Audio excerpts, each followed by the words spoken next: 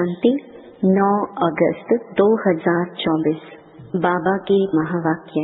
मीठे बच्चे, यह ब्रह्मा है सतगुरु की दरबार। इस भ्रकुटी में सतगुरु विराजमान है, वही तुम बच्चों की सद्गति करते हैं। प्रश्न: बाप अपने बच्चों को किस गुलामी से छुड़ाने आए हैं? उत्तर: इस समय सभी बच्चे प्रकृति और माया के गुलाम बन गए हैं। बाप अभी इस गुलामी से छुड़ाते हैं। अभी माया और प्रकृति दोनों ही तंग करते हैं। कभी तूफान, कभी फैमिन है। फिर तुम ऐसे मालिक बन जाते हो जो सारी प्रकृति तुम्हारी गुलाम रहती है। माया का वार भी नहीं होता। ओम शांति। मीठे मीठे रूहानी बच्चे समझते हैं कि सुप्रीम बाप भी है, सुप्रीम शिक्षक भी है। वह विश्व के आदि मध्य अंत का राज समझाते हैं। फिर सुप्रीम गुरु भी है। तो यह हो गई सतगुरु की दरबार। दरबार होती है ना, गुरु की दरबार। वह है सिर्फ गुरु की, सतगुरु है नहीं। श्री श्री 108 कहलाएंगे, सतगुरु लिखा हुआ नहीं होगा। वो लोग सिर्फ गुरु ही कहते हैं।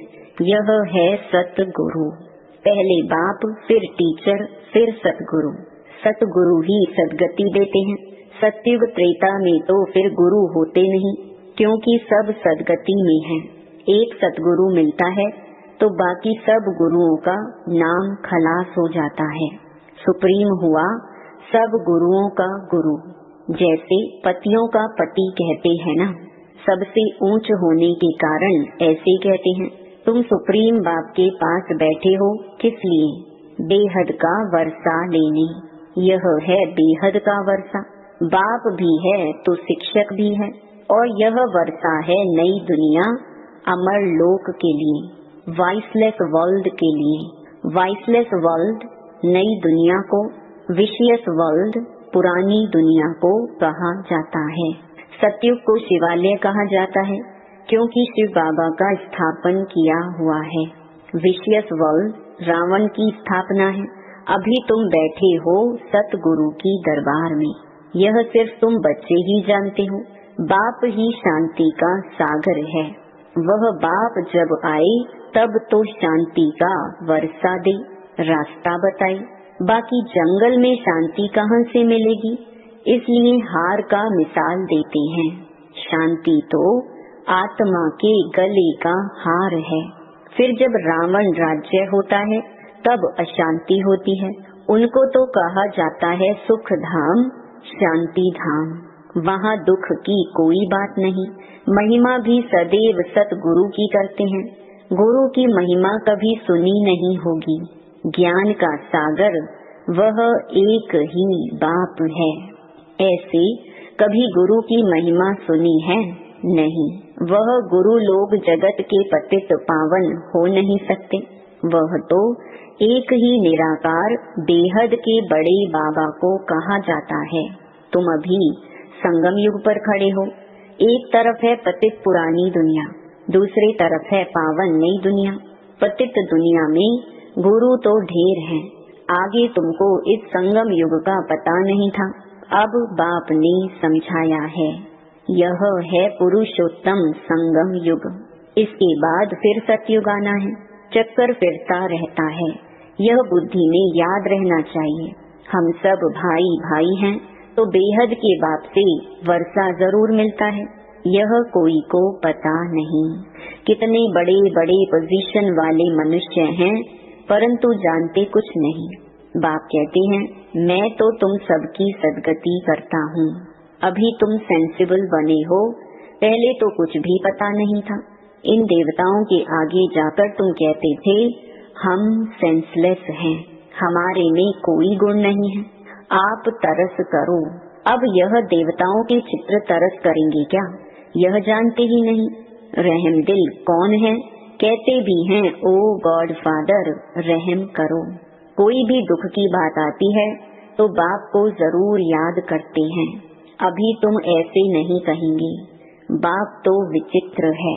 वह सामने बैठे हैं तब तो नमस्ते करते हैं, तुम सब हो चित्रधारी, मैं हूँ विचित्र। मैं कभी चित्र धारण नहीं करता, मेरे चित्र का कोई नाम बताओ। बस शिव बाबा ही कहेंगे, मैंने यह लोन लिया है। सो भी पुराने ते पुरानी जूती, उसमें ही मैं आकर प्रवेश करता हूँ। इस शरीर की महिमा कहाँ करते हैं, यह तो पुराना शरीर है। एडॉप्ट किया है तो महिमा करते हैं क्या? नहीं, यह तो समझते हैं ऐसे था, अब फिर मेरे द्वारा गोरा बन जाएगा। अब बाप कहते हैं, मैं जो सुनाता हूँ उस पर जज करो। अगर मैं राइट हूँ तो राइट को याद करो, उनका ही सुनो। अनराइटियस सुनो ही नहीं, उनको इविल कहा जाता है। टॉक नो इविल, सी नो इविल। इन आँखों से जो कुछ देखते हो इनको भूल जाओ। अभी तो जाना है अपने घर, फिर वापस अपने सुख धाम में आएंगे। बाकी तो यह सब जैसे कि मरे पड़े हैं, टेम्परेरी हैं। न यह पुराने शरीर होंगे, न यह दुनिया होगी। हम पुरुषार्थ कर रहे हैं नई दुनिया के लिए। फिर वर्ल्ड की हिस्ट्री ज्योग्राफी रिपीट होती है। तुम अपना राज्य भाग्य ले रहे हो। जानते हो कल्प कल्प बाप आते हैं राज्य भाग्य देने। तुम भी कहते हो बाबा कल्प पहले भी मिले थे, वर्षा लिया था, नर से नारायण बने थे। बाकी सब एक जैसा मर्तबा तो पा नहीं सकते हैं, नंबरवार तो होते हैं। यह है स्पिरिचुअल यूनिवर्सिटी। स्पिरिचुअल फादर पढ़ाने वाला है, बच्चे भी पढ़ाते हैं। कोई प्रिंसिपल का बच्चा होता है तो वह भी सर्विस में लग जाता है। स्त्री भी पढ़ाने लग जाती है। बच्ची भी अच्छी रीति पढ़े तो पढ़ा सकती है, परंतु वह दूसरे घर में चली जाती है। यहाँ तो फायदा नहीं है बच्चियों को नौकरी करने का। नई दुनिया में पद पाने का सारा मदार है इस पढ़ाई पर। इन बातों को दुनिया नहीं जानती। लिखा हुआ है भगवानुवाच, हे बच्चों मैं तुमको राजाओं का राजा बनाता हूँ। कोई मॉडल थोड़े ही बनाता हूँ, जैसे देवियों के चित्र बनाते हैं। तुम तो पढ़कर वह पद पाते हो, वह तो मिट्टी के चित्र बनाते हैं पूजा के लिए। यहाँ तो आत्मा पढ़ती है। फिर तुम संस्कार ले जाएंगे, जाकर नई दुनिया में शरीर लेंगे। दुनिया खत्म नहीं होती है, सिर्फ एज बदलती है। Golden age, silver age, copper age, iron age. 16 कला से 14 कला। दुनिया तो वही चलती रहती है, नई से पुरानी होती है। बाप तुमको राजाओं का राजा बनाते हैं इस पढ़ाई से, और कोई की ताकत नहीं जो ऐसा पढ़ा सके। कितना अच्छी रीति समझाते हैं। फिर पढ़ते पढ़ते माया अपना बना लेती है। फिर भी जितना जितना जो पढ़ा है उस अनुसार वह स्वर्ग में जरूर आएंगे। कमाई जाएगी नहीं। अविनाशी ज्ञान का विनाश नहीं हो सकता। आगे चल आएंगे, जाएंगे कहाँ? एक ही हट्टी है ना, आते रहेंगे।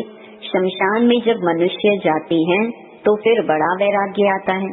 बस यह शरीर ऐसे छोड़ने का है, फिर हम पाप क्यों करें? पाप करते करते हम ऐसे मर जाएंगे, ऐसे ख्यालात आते हैं। उसको कहा जाता है शमशानी वैराग्य। समझते भी हैं जाकर दूसरा शरीर लेंगे, परंतु ज्ञान तो नहीं है ना। यहाँ तो तुम बच्चों को समझाया जाता है, इस समय तुम खास मरने के लिए तैयारी कर रहे हो, क्योंकि यहाँ तो तुम टेम्परेरी हो।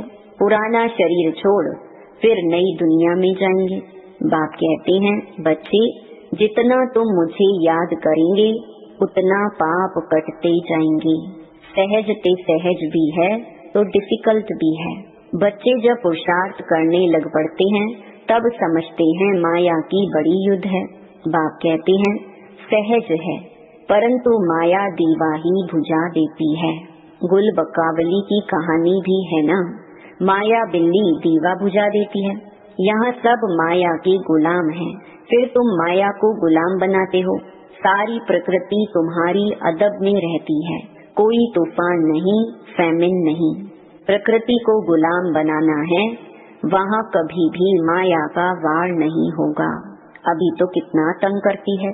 गायन है ना, मैं गुलाम तेरा, वह फिर कहते तू गुलाम मेरा। बाप कहते हैं अब मैं तुमको गुलाम पने से छुड़ाने आया हूँ। तुम मालिक बन जाएंगे, वह गुलाम बन जाएंगे। जरा भी चूं चाह होगी नहीं। यह भी ड्रामा में नूंद है। तुम कहते हो बाबा माया बड़ा तंग करती है, सो क्यों नहीं करेगी। इसको कहा ही जाता है युद्ध का मैदान। माया को गुलाम बनाने लिए तुम कोशिश करते हो तो माया भी पछाड़ती है। कितना तंग करती है, कितनों को हराती है। कईयों को एकदम खा जाती है, हप कर लेती है। भल स्वर्ग का मालिक बनते हैं, परंतु माया तो खाती रहती है। उनके जैसे पेट में पड़े हैं, सिर्फ पुछड़ी निकली है, बाकी सारा उनके अंदर है, जिसको दुबन माना दलदल भी कहते हैं। कितने बच्चे दुबन में पड़े हुए हैं, जरा भी याद नहीं कर सकते हैं। जैसे कछुए का भ्रमरी का मिसाल है, ऐसे तुम भी कीड़ों को भू भू कर क्या से क्या बना सकते हो। एकदम स्वर्ग का परिजादा। सन्यासी भल भ्रमरी का मिसाल देते हैं, परंतु वह कोई भू भू कर बदलते थोड़ी हैं। बदली होती है संगम पर। अभी यह है संगम युग। तुम शूद्र से ब्राह्मण बने हो तो जो विकारी मनुष्य हैं उन्हों को तुम ले आते हो। कीड़े में भी कोई भ्रमरी बन जाते हैं, कोई सड़ जाते हैं, तो कोई फिर अधूरे रह जाते हैं। बाबा ने यह बहुत देखे हैं। यहाँ भी कोई अच्छी रीति पढ़ते हैं, ज्ञान के पंख जम जाते हैं। कोई को आधा में ही माया पकड़ लेती है तो कच्चे ही रह जाते हैं। तो यह मिसाल भी अभी के हैं। वंडर है ना, भ्रमरी कीड़े को ले आकर आप समान बनाए। यह एक ही है जो आप समान बनाते हैं। दूसरा सर्प का मिसाल देते हैं। सत्युग में बस एक खाल छोड़ दूसरी ले लेते हैं, झट साक्षात्कार होता है। अब शरीर छोड़ने वाले हैं, आत्मा निकल दूसरे गर्भ महल में बैठती है। यह भी एक मिसाल देते हैं। गर्भ महल में बैठा था, उनको बाहर निकलने दिल नहीं होती थी, फिर भी बाहर आना तो है ही जरूर। अभी तुम बच्चे हो संगम युग पर, ज्ञान से ऐसे पुरुषोत्तम बनते हो। भक्ति तो जन्म जन्मांतर की, तो जिन्होंने जास्ती भक्ति की है वही आकर नंबरवार पुरुषार्थ अनुसार पद पाएंगे। अभी तुम्हारी बुद्धि में सारा ज्ञान है, बाकी शास्त्रों का ज्ञान कोई ज्ञान नहीं है। वह तो है भक्ति, उनसे कोई सद्गति नहीं होती है। सद्गति माना वापस घर जाना। घर में कोई जाता नहीं। बाप खुद कहते हैं मेरे साथ कोई मिलता नहीं, पढ़ाने वाला साथ ले जाने वाला भी चाहिए ना। बाप को कितना ख्याल रहता है। 5000 वर्ष में बाप एक ही बार आकर पढ़ाते हैं। तुम घड़ी घड़ी भूल जाते हो कि हम आत्मा हैं। यह एकदम पक्का कर लो, हम आत्माओं को बाप पढ़ाने आए हैं। इसको कहा जाता है स्पिरिचुअल नॉलेज। सुप्रीम रूह हम रूहों को नॉलेज देते हैं। संस्कार भी आत्मा में रहते हैं। शरीर तो खत्म हो जाता है, आत्मा अविनाशी है। तो यह ब्रह्मा की भ्रकुटी है, सतगुरु का दरबार। यह इस आत्मा का भी दरबार है। फिर सतगुरु ने भी आकर इनमें प्रवेश किया है। इसको रथ भी कहते हैं, दरबार भी कहते हैं। तुम बच्चे स्वर्ग के गेट खोल रहे हो श्रीमत पर। जितना अच्छी रीति पढ़ेंगे उतना सतयुग में ऊंच पद पाएंगे। तो पढ़ना चाहिए। टीचर के बच्चे तो बहुत होशियार होते हैं, परंतु कहते हैं ना, घर की गंगा का रिगार्ड नहीं। बाबा का देखा हुआ है, सारे शहर का किचड़ा गंगा में पड़ता है, फिर उनको पतित पावनी कहेंगे। मनुष्यों की बुद्धि देखो कैसी हो गई है। देवियों को सजाकर पूजा आदि कर फिर डुबो देते हैं। कई तो उस पर पांव रखकर भी डुबोते हैं। बंगाल में पहले रिवाज था, किसी का प्राण निकलने पर होता था तो उनको झट गंगा पर ले जाते थे। वहाँ पानी में डाल हरि बोल कर मुख में पानी डालते रहते थे। ऐसे प्राण निकाल देते थे। वंडर है ना। अभी तुम बच्चों की बुद्धि में चढ़ाई उतराई का पूरा ज्ञान है। नंबरवार पुरुषार्थ अनुसार।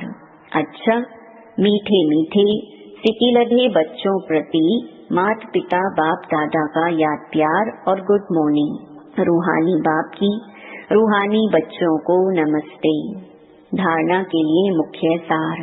पहला, बाप जो सुनाते हैं वही सुनना है और जज करना है कि राइट क्या है। राइट को ही याद करना है, अनराइटियस बात को न सुनना है, न बोलना है, न देखना है। दूसरा, पढ़ाई अच्छी रीति पढ़कर अपने को राजाओं का राजा बनाना है। इस पुराने शरीर और पुरानी दुनिया में अपने को टेम्परेरी समझना है। वरदान, एकाग्रता की शक्ति से परवश स्थिति को परिवर्तन करने वाले अधिकारी आत्मा भव। ब्राह्मण अर्थात अधिकारी आत्मा कभी किसी के परवश नहीं हो सकती, अपने कमजोर स्वभाव संस्कार के वश भी नहीं, क्योंकि स्वभाव अर्थात स्वप्रति और सर्व के प्रति आत्मिक भाव है, तो कमजोर स्वभाव के वश नहीं हो सकते और अनादि आदि संस्कारों की स्मृति से कमजोर संस्कार भी सहज परिवर्तन हो जाते हैं। एकाग्रता की शक्ति परवश स्थिति को परिवर्तन कर मालिकपन की स्थिति की सीट पर सेट कर देती है। स्लोगन, क्रोध ज्ञानी तो आत्मा के लिए महाशत्रु है। ओम शांति।